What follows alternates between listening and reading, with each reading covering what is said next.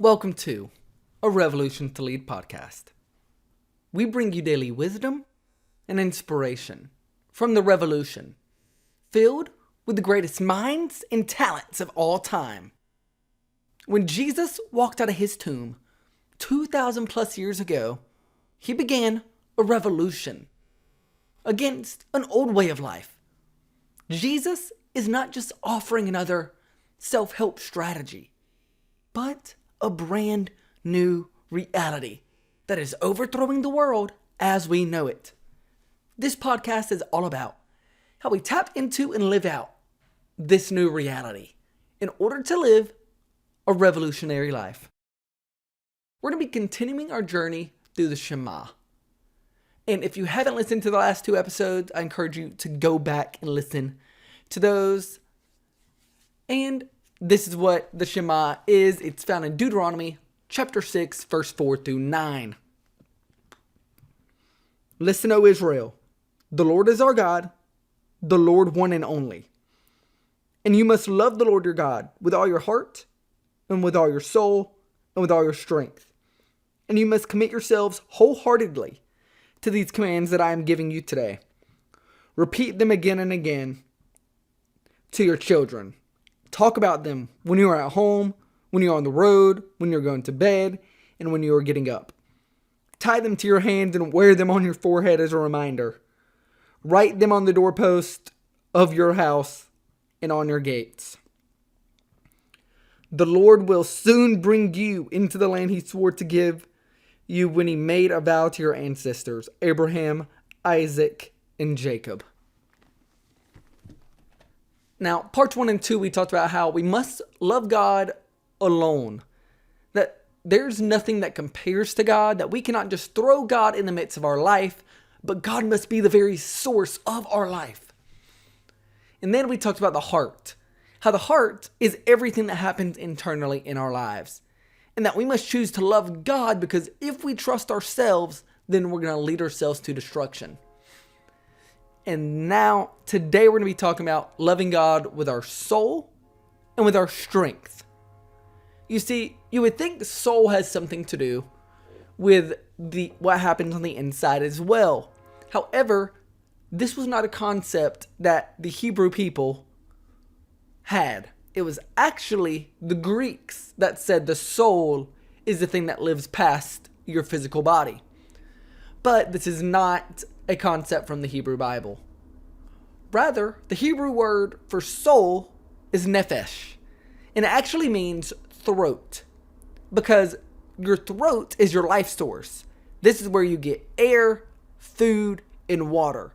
It travels into all of those travel into your body through the passage of your throat. Meaning that your throat represents your entire physical being.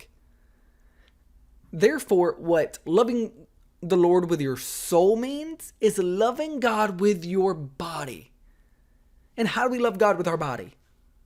We must honor God with our body.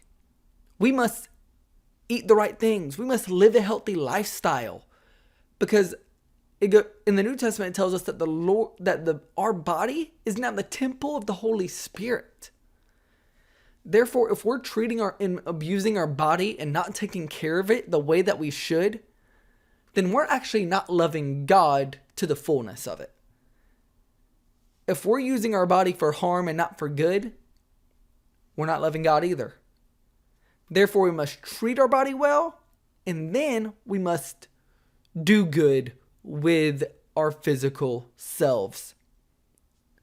And then loving the Lord with our strength. Now, this doesn't mean how much weight we can carry. And it doesn't even mean maybe like our emotional strength. Rather, what loving the Lord with your strength means is loving God with all your capacity, with all your opportunity, with all your potential. You see, the word for strength in the Hebrew here means very. It's used hundreds of times in the Hebrew Bible because it means very, like very much. Therefore, how we love God with all our strength is love God with all our capacity. Love God with all our opportunities.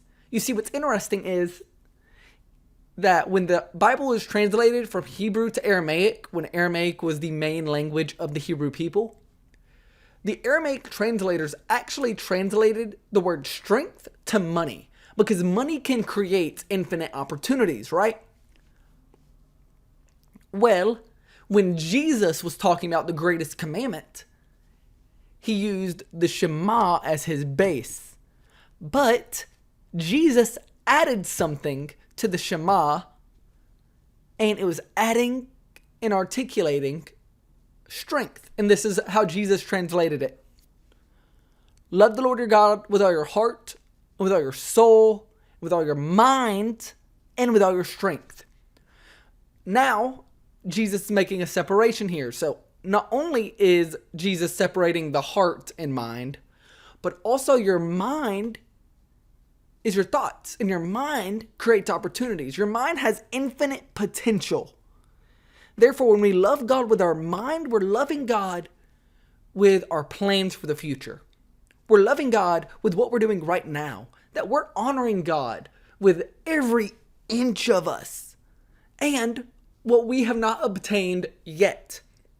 That we're not looking to opportunities for ourselves. We're not looking to be the best for ourselves or for anyone else. We're looking to be our best because that is what God deserves. Therefore, as we live our lives, we cannot go and chase opportunities that make us greater, and we must not go and chase opportunities and beat down people and be immoral and live a life of sin, chasing money, fame, or anything else. What we must be chasing in each and every opportunity is God. That Jesus is our goal. That being more like Jesus must be our goal in everything, in every opportunity, with our money, with our time. It must be all about Jesus. And if we do not make every opportunity, make our capacity, make our potential all about God, we will never be able to live the life that He has for us. Just like we talked about in the first segment of all this, is that we must love God with everything inside of us. And that includes our opportunities. And a lot of times we forget this as Christians. We think God, we're just going to do on Sunday, and then all our opportunities, it's all on us. Because we're shifting away from the spiritual that, oh, God will just give it to us. No. There is a part we have to play, but it's not all on us. You see, we have to find the center of God's going to bless us, but we have to put in the work. And that's why we have the word covenant, because it's a partnership, and in a partnership, both sides have a role. Therefore, in our opportunities, we must honor God in them. So in everything, in every moment today, think, does this honor God? Does this opportunity that I'm chasing, am I doing it for myself and my own greed and pride? Or am I doing this in the honor of God and what He has for me?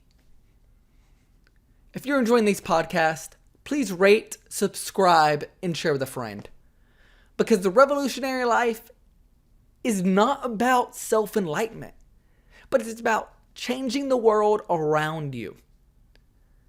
And if you're enjoying these, you're definitely going to want to buy my NFT. I have a collection coming out, and my first NFT of this collection is already out. This gives you access to a Discord channel that will allow you to join a community of people who want to live this revolutionary life. And this community is all about helping each other be revolutionary. So hey, go out today and be revolutionary.